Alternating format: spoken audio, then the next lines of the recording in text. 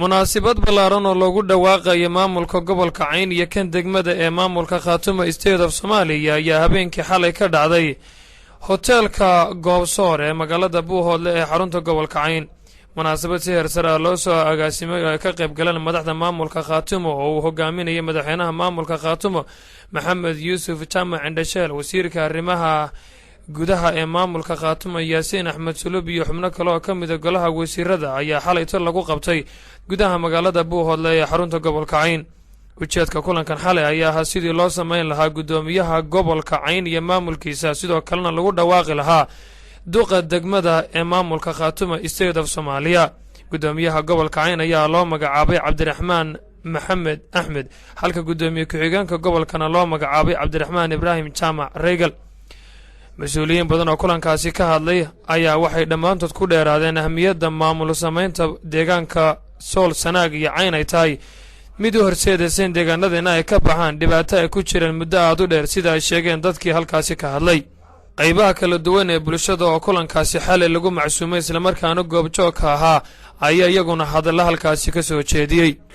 waxaa la yidhi caradku ma xuma, dhuska guna ma xuma, waxaa xun inaadan waxba aaminin, taasaa xun.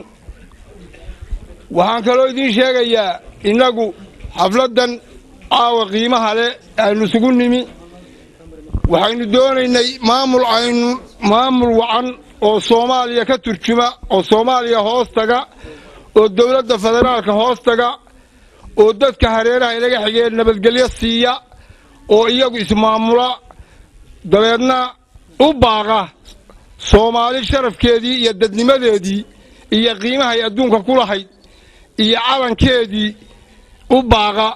dhibaatadii ku dhacdayna Soomaali waxaan uga tacsiidaynaynaa ilaahay naga saaro. bisha Ramadaan waxaa la yidhi habeen baa ku jira layaalaytal khadar oo la yidhaahdo dadku yuu seexanin. maamuladooda ka dhisan Soomaaliya waxaynu noqonay laytal khadarkoodii taariikh kuwa bishaareeya.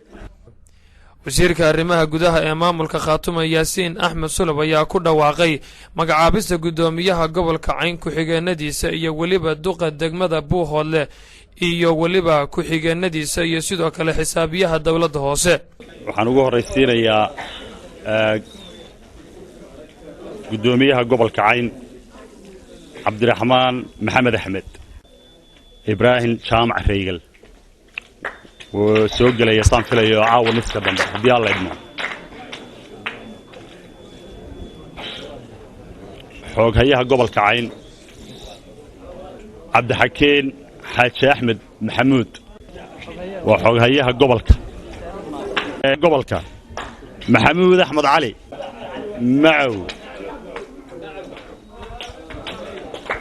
haama maayirka Salebaan Maxamed Xaaji Cali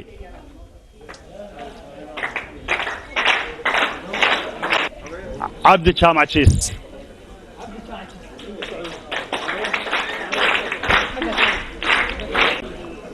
afarta xubnood